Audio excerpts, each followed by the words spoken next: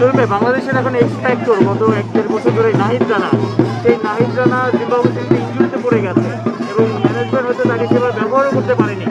আপনি কি আসলে নাহিদ রানাকে যদি অস্ট্রেলিয়া সিরিজে না দেখেন, এটা কি বাংলাদেশের জন্য আসলে অনেক বড় ফেইলিওর? যদি নাহিদ ইঞ্জুরির কারণে না খেলতে পারে, এটা আসলে ফাস্ট বোলারদের ইঞ্জুরিটা রেগুলার একটা ব্যাপার আসলে। তো বাট আমরা মনে করি যে যদি নাহিদ না যেতে পারে সেটা আমাদের জন্য একটা সেটব্যাক। বাট তারপর আমার মনে হয় যে ওকে যদি আসলে বেশি ইঞ্জুরি থাকে তখন ওকে সময় দেওয়া উচিত। আমার মনে হয় যে অস্ট্রেলিয়া সিরিজটা না খেলে সময় দেওয়া, জোর করে আবার না খেলে যে রেখে বাড়ানো হয়। বাট আমি মনে করি রিকভারি করে ফেলবে হয়তো বা, যদি খেলায় তো খুব ভালো, না খেললেও বাকি যারা আছে তারাও ক্যাপাবল আছে। বাট নাহিদ রানা ডেফিনেটলি নতুন টেনশন আমাদের যেই পেসে বল করছে সেটা স্বাভাবিকতাই সবাই সমীহ করছে অনেক। বাংলাদেশ যেভাবে টেস্টে খেলছে বিশেষ করে ঘরের মাঠে, একটু কি আশা দেখা যায়?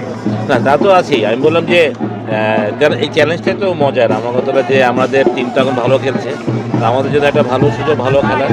বাট অস্ট্রেলিয়ার condition, Australia always a very dangerous team, always. মানে সুজন ভাই, আমরা যতদূর জানি যে ব্যাটিং কোচে হয়তো একটা পরিবর্তন আসতে যাচ্ছে, আবার আমাদের পেস বোলিং একেবারে মানে জেনুইন যে পেস বোলিং কোনো কোচ নাই, তালা ভাই এখন আপাতত সেটা কাজ চালাচ্ছে। মানে আপনাকে আমরা বিসিবিতে আবারও পাচ্ছি হচ্ছে পরামর্শক হিসেবে।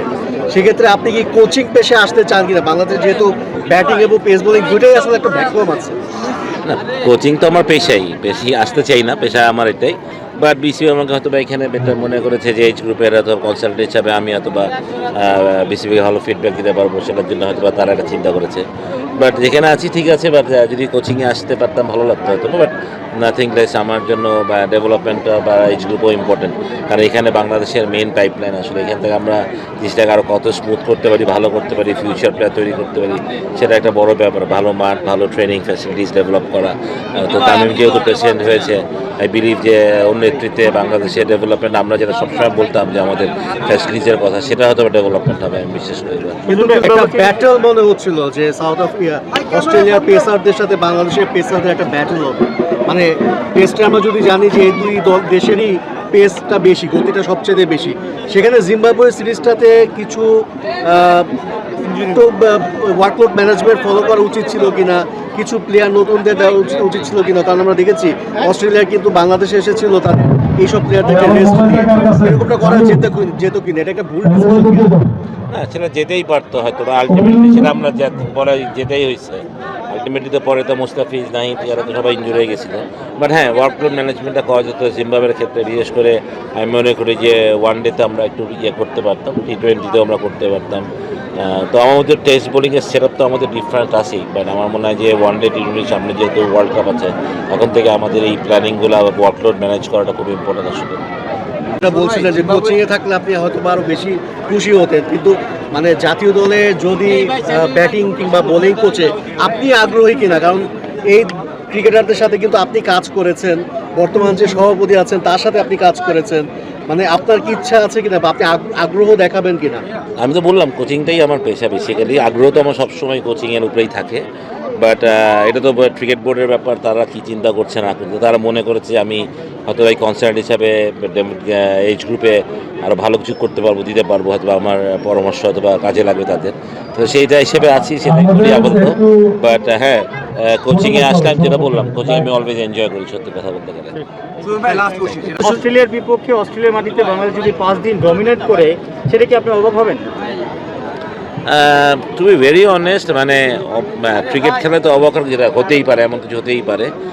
বাট ডেফিনেটলি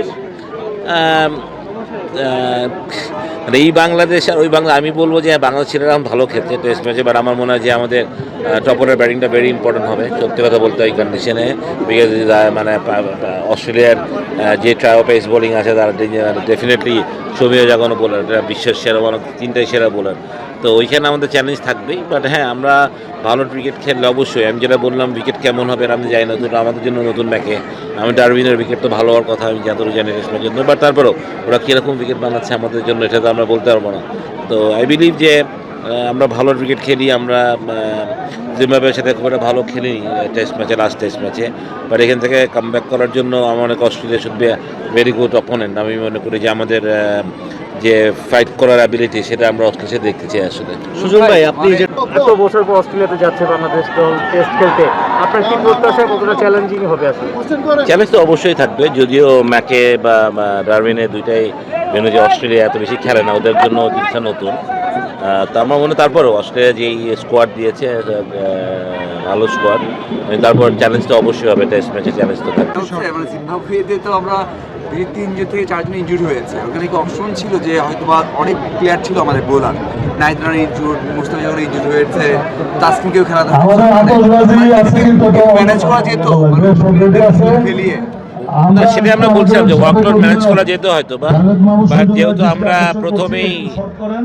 প্রথমেই যেহেতু উইকেট পড়ে গেছে, তো যার জন্য আসলে সমস্যাটা হয়েছে যে প্রথম ম্যাচটা হারার পর ওয়ানডেতে আমরা একটু ব্যাকফুটে চলে গেছিলাম, এই জন্য হয়তো বা সিরিজটা জেতার জন্য হইলেও হয়তো ওয়ার্কলোড ম্যাচের কথা তখন ভুলে গেছিল আসলে। সব ধরনের খেলার খবর পেতে সাবস্ক্রাইব করুন, সঙ্গে থাকুন খেলার পাতার।